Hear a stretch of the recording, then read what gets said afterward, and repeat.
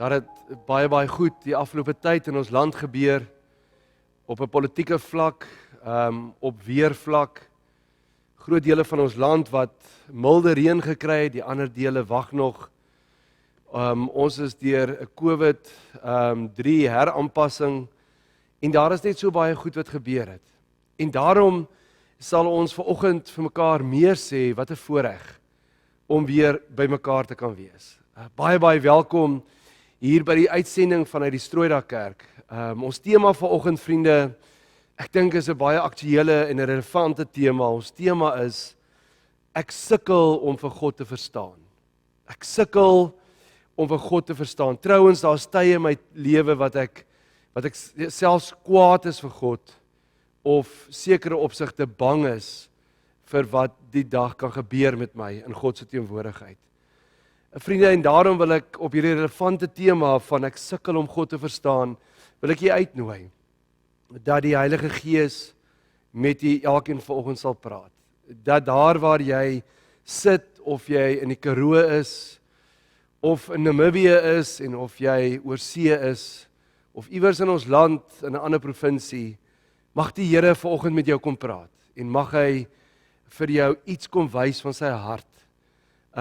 Ons gaan vanoggend vanuit 3 verhale, 3 teksgedeeltes, gaan ons met mekaar stil staan. En dit gaan oor Moses en die pad wat hy met God gestap het. Moses en God se pad.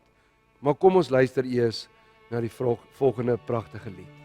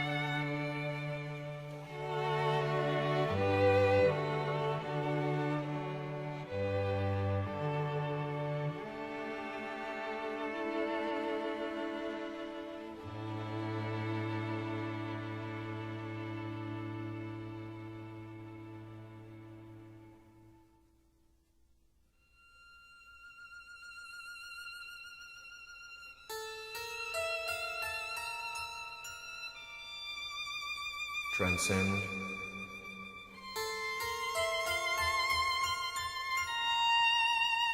purify, glorious.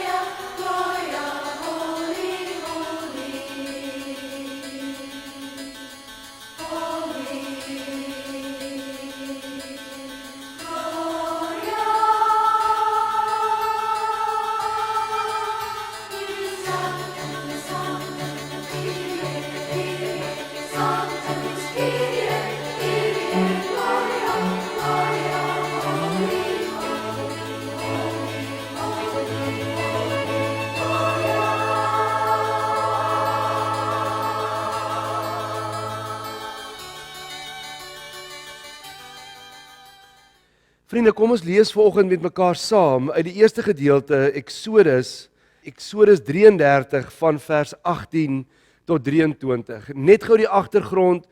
In Exodus 33 lees ons hoe dat God vir die Israeliete, hierdie 3 miljoen mense in die woestyn, dat God vir hulle sê, julle is 'n weerbarstige volk. Julle het vir julle 'n goue kalf gemaak. Julle murmureer die heeltyd. Julle is konstant met my in die gebeklei. Julle is konstant in opstand teen my. En dan sê hy vir Moses, ek gaan nie meer met julle saamtrek nie. My wolkkolom gaan nie meer bedags voor julle uitgaan en my vuurkolom in die nag nie. Ek het moed opgegee op julle. Ek kan nie meer met hierdie volk nie. Ek gaan onttrek, ek gaan emigreer, ek gaan weggaan. Julle gaan nie meer my aangesig kan sien nie. En vriende, dan begin Moses met hom onderhandel. Dan sê Moses vir God, Here, U kan nie dit doen nie. Ons kan nie sonder U trek nie, ons kan nêrens gaan sonder U nie. Ek smeek U, namens my en die volk, sal U asseblief saam met ons gaan. En dan op die ou end sê God vir Moses, nadat Moses amper spreekwoordelik God se arm kon draai, sê hy vir Moses, Here, nou dat U besluit het om saam met ons te gaan, ek is so naby aan U, ek ervaar U so naby, kan ek U asseblief sien? Ek het al teen die berg Sinaï opgegaan, ek het die stem gehoor. Ek het die donder weer gehoor. Ek het U uit die bos uit hoor praat met my, Here, maar dis nie meer vir my genoeg nie. Ek wil U sien. Want sien is glo. Vers 18, toe sê Moses, laat ek U tog net U magtige verskyning sien. Maar die Here sê, ek sal al my voortreffelikheid voor jou laat verbykom en ek sal die naam die Here vir jou uitroep. Want ek betoon genade aan wie ek genade wil betoon en ek ontferm my oor wie ek my wil ontferm. Vir my, Moses, kan jy egter nie sien nie, want geen mens kan my sien en bly lewe nie. Die Here het verder gesê, maar hier by my is 'n plek waar jy op die rots kan staan. As ek in my magtige verskyning verbykom, sal ek jou eers in 'n rotskeur sit en jou met my hande toemaak totdat ek verby is. Dan sal ek my hande wegvat sodat jy my van agter kan sien. Niemand mag my gesig sien nie. Vriende, aangrypende gedeelte in die Ou Testament, 'n gedeelte van pastorale versorging, van liefde, van hande wat toemaak. En nou wil ek ook vra dat u saam met my sal lees uit Numeri 12. Numeri 12 vers 6 tot 8. Waar die Here die volgende oor Moses sê, luister na wat ek sê, sê God. As daar 'n profeet van die Here onder julle is, maak ek my aan hom bekend deur visioene en praat ek met hom in drome. Maar met my dienaar Moses is dit anders. Hy is die betroubaarste in my diens. Met hom praat ek direk en persoonlik. Nie in raaisels nie. Hy sien selfs die gestalte van die Here. Ons het nou net daarvan gelees. Waarom was julle dan nie bang om so met my dienaar Moses te praat nie? Vriende, 2 aande gelede sit ek en ek het 'n vuurtjie opgesteek en ek en Alma sit daar buite en ek sit te kyk so na die pragtige Retoyskloofberge en ons gaan 'n vleisie braai. En dit is net nadat ek die nuus in die weer gekyk het. En vir die soveelste dag en vir die soveelste week wys hulle weer die groot wolkkolom wat afkom van bo Angola se kant af van die noorde en hoe dit Gauteng en hoe dat die Oos-Vrystaat en hoe dat Noordwes en Mpumalanga en Limpopo en groot dele van KwaZulu-Natal net nog reën en nog reën en nog reën gaan kry. Vriende, in die eerste plek loof en prys ek die Here vir die wonderlike reën oor ons land. Maar onmiddellik sit dit daar by my en die Oranje rivier daar deur Kakamas en Appington is in vloed. Die damme is die Gariepdam 103% vol. Die land is vol water. En sit ek daar en sê ek vir Alma, ek kan dit net nie verstaan nie. Hoekom kan die Here in sy almag nie daai wolke net so bietjie na die weste kant toe stuur nie? Tot daar oor die suide van Namibië, Williston, Carnarvon, al die gedeeltes, Loxton wat so ongelooflik droog het, Springbok wat lyk soos 'n woestynvlakte, vriende, waar mense en diere doodgaan. En ek sê bloot vir Alma, ek kan dit nie verstaan nie. Maar daar's 'n stukkie kwaad. Daar's 'n stukkie onnigtering, daar's 'n stukkie woede in my stem. Nie dat ek een druppel kan maak nie. Maar ek sê toe vir haar, as ek vir een van my kinders iets gee ek vir al 3 presies dieselfde of in dieselfde waarde. Ek sê vir haar, hoe lank moet die Williston en die brandvlei mense nog bid? Hoe lank moet hulle nog worstel met die Here? 8 jaar van droogte, skape vrek, plase is toegesluit, en kinders van die Here wat die Here liefhet, bid en vra, en dan kom hulle net nog reën in die ooste van hulle, maar hulle self kry nie. Vriende, 'n tweede storie wat ek wil vir u vertel. So besluit ek en my gesin om Desember bietjie na Namibië toe te gaan en na ons geliefde Henties Baai in Mylehorte 8 en daar te gaan visvang. 3 dae voor ons ry, net mooi in tyd vir die 72 uur wat ons oor die grens moet gaan, doen ek en my kinders COVID-toetse en al 3 van hulle is negatief, maar ek toets positief. Ek het dieselfde dag weer gaan toets en toe kom my toets uit negatief, maar daai absolute teleurstelling. Here, hoekom? Ek het hard gewerk hierdie jaar. Ek het 'n jaar gelede laas vakansie gehad. Dan jaag ons hier op Namibië toe om die tydlimiete kan haal vir 72 uur. En kom ek op die grens, 38 grade aan die Namibiese kant. Jy wat daai wêreld ken, jy's tussen somewhere nowhere. 38 grade, dis verskriklik warm. Ek en my 3 kinders en ons Steffie hond, want my vrou het later eers opgekom as gevolg van werk. En by die heel laaste polisie stop, toe breek my kar se gearbox. En ek sit daar, nêrens niks om my nie. En ek vra vir die Here, Here, hoekom? Ek en 3 kinders en my hond sit gestrand tussen die naaste dorp 123 kilos, Keetmanshoop 300 kilos van daar af. Vriende, en so kon ek aangaan en aangaan. Maar daar is vanoggend van u wat God in nood en pyn net nie kan verstaan nie. Wat vanoggend sê, maar Here, u maak bloot net nie meer vir my sin nie. Sommige gelowiges en Christene is half bang om dit vir die Here te sê.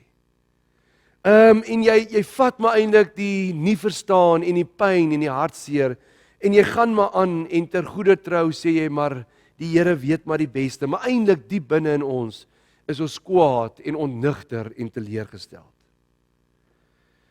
Vriende, wat leer ons vanoggend oor God in Moses se lewe? Wat leer ons vanoggend rondom die tema om te sê, maar ek sukkel om God te verstaan? Wat wil God vir ons uit hierdie 3 geleesde gedeeltes vanoggend kom verklaar?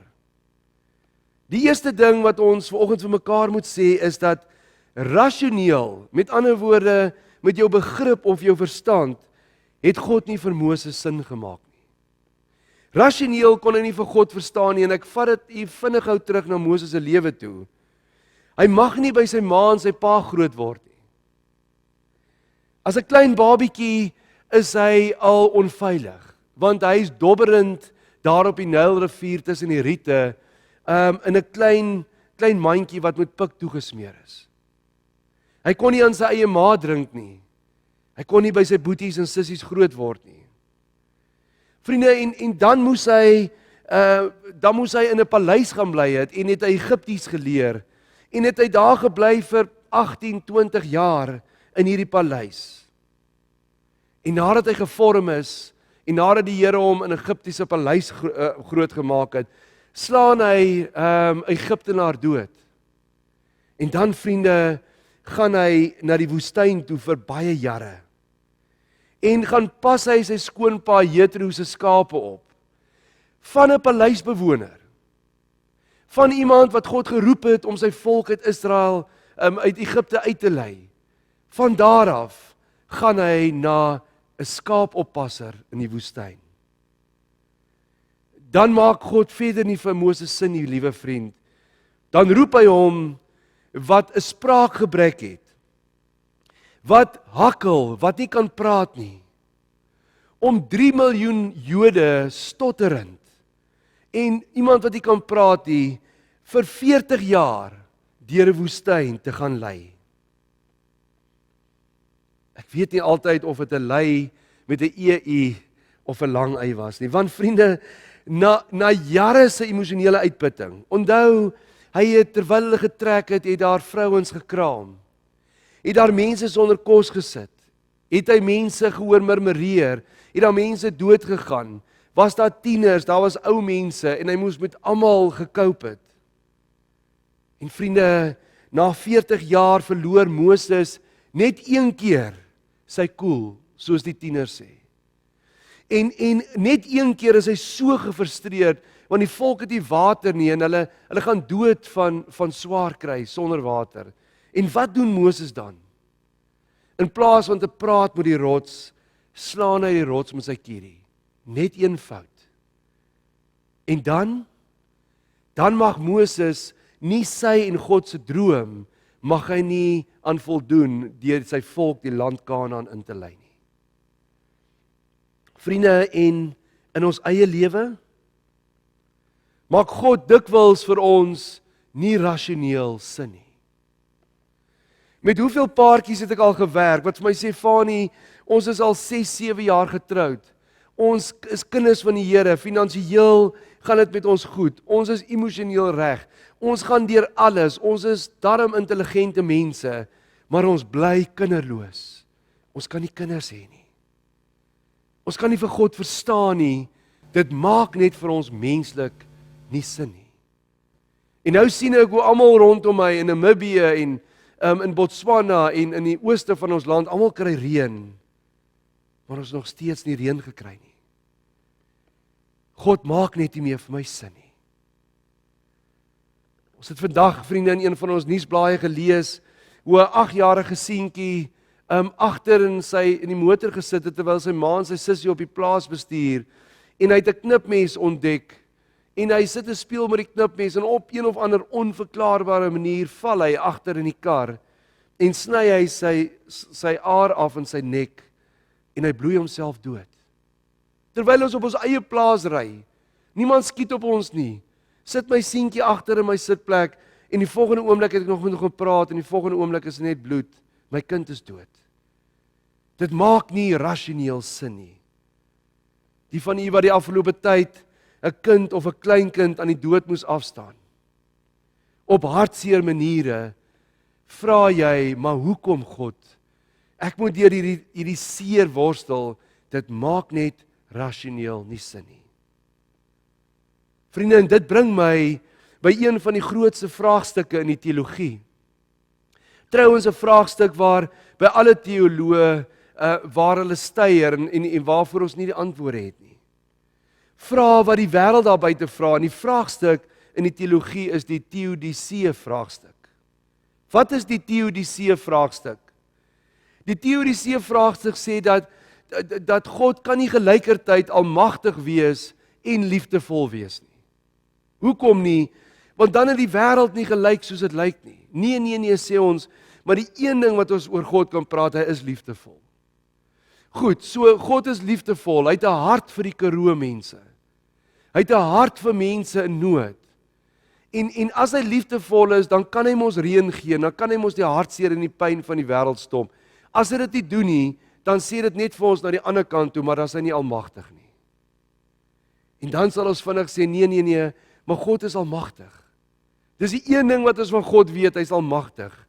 So hy kan reën gee op enige plek. Hy kan die COVID met een dag oor die hele wêreld ophef. Hy kan enigiets doen.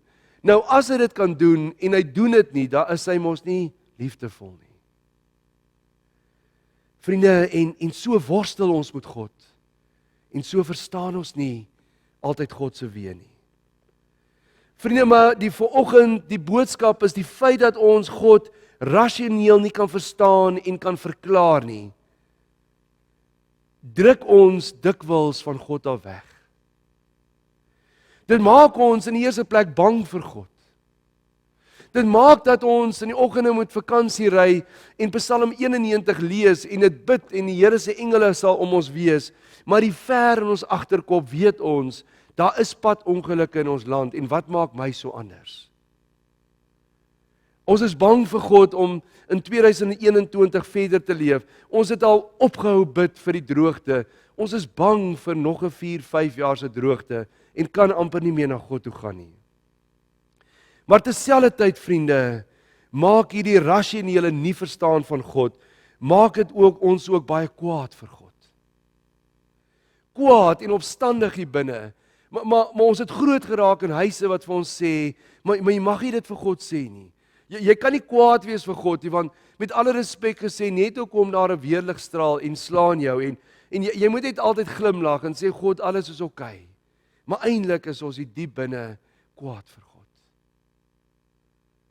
Vriende, wat sê God vir Moses toe hy hom vra om hom te kan sien? En wat beteken daai sien, vriende? Dit beteken nie net fisies sien nie. Dit beteken dat hy vir God wou verstaan. Dit beteken dat hy vir God wou verklaar. Dit beteken dat hy insig wou kry in God se planne, dat hy wil weet wie is hierdie God. En dit is wat ons ook vanoggend eintlik maar begeer, is dat ons vir God net kan verstaan en kan verklaar. Hoe antwoord God hom? God sê vir hom, Moses, ek weet jy wil my graag sien en verklaar en verstaan, maar ek bly God. En dit is wat vir my vir God maak, is dat jy my nie kan verstaan en verklaar nie. Maar weet jy wat sal ek doen? Ek sal naby in jou kom in terme van emosionele nabyheid. Ek sal vir jou vertroos. Ek sal my hande om jou sit. Hoe nader wil iemand aan jou kom as om sy hande om jou te sit? En hy sê, dat sal ek jou hier in 'n rotskeer toemaak. En dan sal ek met my magtige teenwoordigheid verby jou kom. En weet jy wat, Moses? Dan kan jy my van agter af sien en my van agter af volg. Vriende, wat hierdie verhaal vir ons sê is dat ek en jy, as ons in die Karoo sit of sit met iemand wat oorlede is, ons hoef nie vir God te verklaar en te verstaan om hom op die ou end te kan volg nie. Ons hoef hom nie te verklaar en te verstaan dat hy ons met sy hande toemaak en ongelooflik vir ons lief is en weet hoe ons swaar kry op hierdie stadium van jou lewe nie. Wat sê Moses 'n kort CV oor hom in Deuteronomium 34 vers 10? Daar staan, daar het nie weer 'n profeet in Israel opgetree wat soos Moses was nie. Hoekom? Want hy die Here persoonlik geken. Nie persoonlik verstaan nie, vriende. Nie persoonlik verklaar nie. Hy het nie rasioneel al die antwoorde gehad of verstaan hoekom God optree soos hy optree nie. Nee, hy het God persoonlik geken. Hy was naby aan hom, hy was lief vir hom gewees. Vriende, ons kan God nie rasioneel verstaan nie. En dit is vanoggend die tema van hierdie preek verder, maar ons kan hom net relasioneel ervaar. Relationship, in Hollands relasie. Ons kan met hom 'n verhouding hê. God was baie lief vir Moses. En vriende, hy maak hom in sy hande toe, maar hy gaan wys selfs vir Moses. Hy stap saam met hom teen die berg op en hy gaan wys vir hom die beloofde land. Op Noordoewer, toe ek op moedverlose vlakte sit, toe ek vir 4 dae lank in 'n gastehuis moet gesit het en die kostes loop op en ek moet 'n gearbox regmaak en dit is heen en weer oor die grens met COVID-toetse. Vriende, dit is net chaos en op 'n stadium het ek gedink ek kom terug Kaap toe, ek gaan nou maar die vakansie aflas. Wat gebeur toe daar by Noordoewer? Ek kon een na die ander sien hoe dat God se engele oor my pad gekom het. Van Nikkie wat daar aangekom het, 'n groot vragmotorbestuurder wat ook warm kry en ook haastig is op pad Kaap toe en wat stop en vir my sê, oom, kan ek jou help? Oom, sien jy daai gastehuis 3 km hiervan af? My sussie hulle bestuur daai gastehuis, dis Noordoewer gastehuis. Oom, en kom ons sleep jou karavaan en bakkie net tot daar, dat die kinders en jy net 'n plekkie het en jy net kan rus. En dan vat ons dit van môre af weer verder. So vriende, het Frik Bosman in ons gemeente, sy Marietjie, sy vrou, sy oudste sussie se seun, oor my pad gebring, wat op die ou end my bakkie van Springbok af weer vir my oor die grens gebring het, en dat ons kon verder ry, met 'n glimlag, met liefde, met omgee. So daar, mense, toe ons die dag daar by Noordoewer staan, en ons 38 grade, en ons het eintlik nog niks vandag geëet nie, want ons sou net aan die kant die grens eet, en Ons het ook nie koue water nie. Terwyl ons daar staan en my kinders so teen die muur sit met die hond by hulle, toe kom maar een van die trokdrywers en hy stop en hy klim uit en hy stap na my dogtertjie toe en hy sê vir haar, is julle nie dors nie? En sy sê, baie oom. En hy gaan en hy haal uit sy yskas en sy lorry uit 'n 2 liter Coke, yskoue Coke, en hy sê, hier is vir julle iets om te drink. Nodeloos om te sê, het dit so van een na die ander toe gestuur. Ons het daarom ons nou in ons gesin, ons daarom nie COVID tussen ons nie. En kon ons daai 2 liter bottel uitdrink. Vriende, 2 Korintiërs 12 vers 9 sê die volgende, Paulus, hy pleit by die Here, Here, sal U nie asseblief die doring in my vlees wegneem nie. Here, sal U nie asseblief die droogte wegneem nie. Here, sal U nie asseblief gee dat my gearbox nie gebreek het nie. Dan sê hy vir Paulus, Paulus, my genade is vir jou genoeg. Vriende, sekere gebeure in ons lewens gaan nooit vir ons sin maak nie. Dit is omdat ons dit en God rasioneel wil verklaar. Vriende, maar begin fokus om God relasioneel te ervaar. Wat sê dit vir ons? Baie prakties, spreek jou vrese teenoor God uit. Sê, Here, ek gaan vandag op hierdie pad klim, maar Here, daar is so baie mense wat doodgaan. U sê, U sal ons bewaar. Ek het nou gebid. Here, maar ek is nog steeds bang. Want daar is ander mense in ons land wat ook in ongelukke was en hulle is ook Christen, hulle het ook gebid. Vriende, praat met die Here. Sê vir hom, ek kan nie meer met hierdie droogte nie. Skreeu dit vir hom uit. Dan in die tweede plek, vriende, sê en skree vir hom dat jy kwaad is. Hoekom? Want God is jou pa. Hy weet, hy kyk in jou hart. Hy weet jy's kwaad. Hy weet jy's ongelooflik onnigter met hom. Skree dit vir hom, sê dit vir hom, wees eerlik met God. Dit is om met hom relasioneel saam met hom te stap. Dan die volgende punt is, vriende, begin God se engele rondom jou raak sien. Begin raak sien hoe dat God te midde van die droogte, te midde van die dood van jou kinders of kleinkinders, te midde van jou gearbox wat op Noordoewer breek, hoe dat God mense oor jou pad stuur. En hoe dat ek besef, as ek daai gearbox, as die spyser wat in die gearbox gebreek het, as hy in die ry gebreek het, het ek hy hele gearbox uitmekaar uitgeslaan. Dit het gebeur toe ek stil staan en die kar net in reverse wil sit. Vriende, gaan kyk die volgende punt na God se genade wat reeds in jou lewe is. God se genade wat elke dag in jou lewe is. Gaan kyk na die seëninge, gaan kyk na die dinge wat jy nog het ten spyte van die swaar kry in jou lewe. En dan, vriende, die laaste punt om God relasioneel te verstaan of te ervaar. Begin God weer opnuut volg sonder om te kan verstaan. Begin by hom huil en by hom sit en op sy skoot sit en sê vir hom, Here, hierdie is my ongelooflik swaar.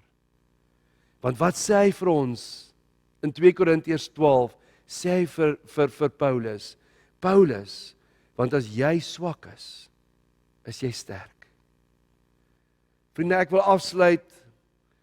Ek was al dikwels in my lewe kwaad en verward en het nie God verstaan nie en was ek kwaad vir God omdat hy rasioneel net nie vir my sin gemaak het nie. Maar wat is ek besig om op hierdie stadium van my lewe te leer? Al faal ek nog so dikwels, wat is die Here besig om vir my te kom leer? Vriende, en dit is dat ek kan God vertrou en saam met hom stap en sy genade ervaar, al kan ek hom nie verstaan nie. Mag jy vanoggend te midde van jou moeilike en soms haglike omstandighede na God toe leef. Vriende, want as ons van God af weghardloop, het ons nog steeds nie die antwoorde nie, maar ons het ook nie sy hande om ons nie. Ons het nie sy nabyheid nie, ons het nie sy genade wat vir ons genoeg is nie. Mag jy in hierdie jaar wat voorlê sy hande om jou voel. Mag jy sy engele raak sien te midde van jou swaar kry. En mag jy sy genade as genoeg ervaar. Amen. Liewe vriend, ek wil vir jou uitnooi as jou gemoed volgens vol is en jy wil sommer net met die Here praat, dat jy na die volgende lied kan kyk. En kom ons kyk hierna en kom ons deel ons lewe met die Here. Lost on a painted sky where the clouds are hung for the poet's eye. You may find him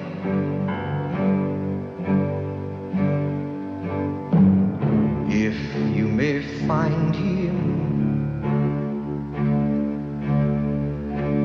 there on a distant shore by the wings of dreams through an open door. You may know him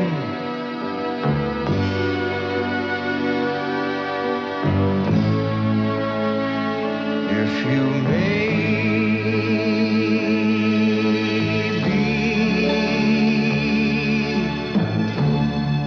There's a page that aches for a word which speaks on a theme that is timeless, and the one God will make for your day.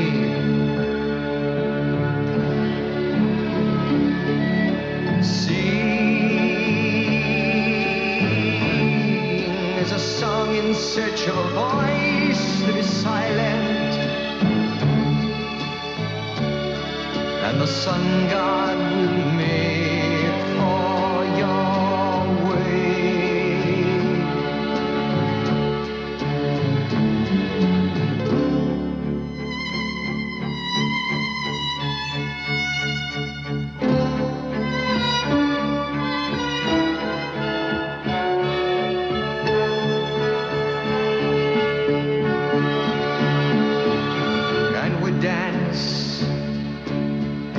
Whispered voice, overheard by the soul, undertook by the heart. You may know it if you may know it. While the sand would become the stone, which begat the spark, turned to living bone. Holy, holy, Sancto, Sancto,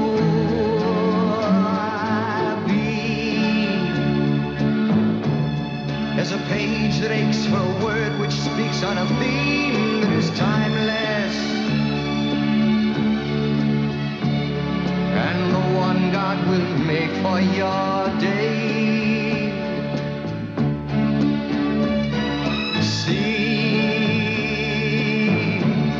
As a song in search of a voice that is silent,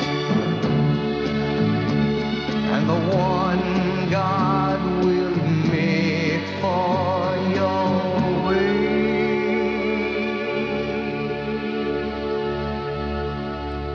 Vriende, ek wil vra dat ek vir u gaan eindig deur die seën oor u uit te spreek.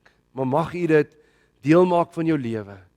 En mag jy hierdie seën sê, maar Here, dis vir oggend van u af vir my. Vriende, die Here is voor jou om ook in 2021 die weg vir jou gelyk te maak. Vriende, die Here is bo jou om jou te seën. Die Here is binne jou om jou te lei met sy Heilige Gees. Die Here is langs jou om jou toe te vou in sy arms, of jou toe te maak met sy hande. En die Here is onder jou om jou te dra as jy nie meer kan nie. Amen.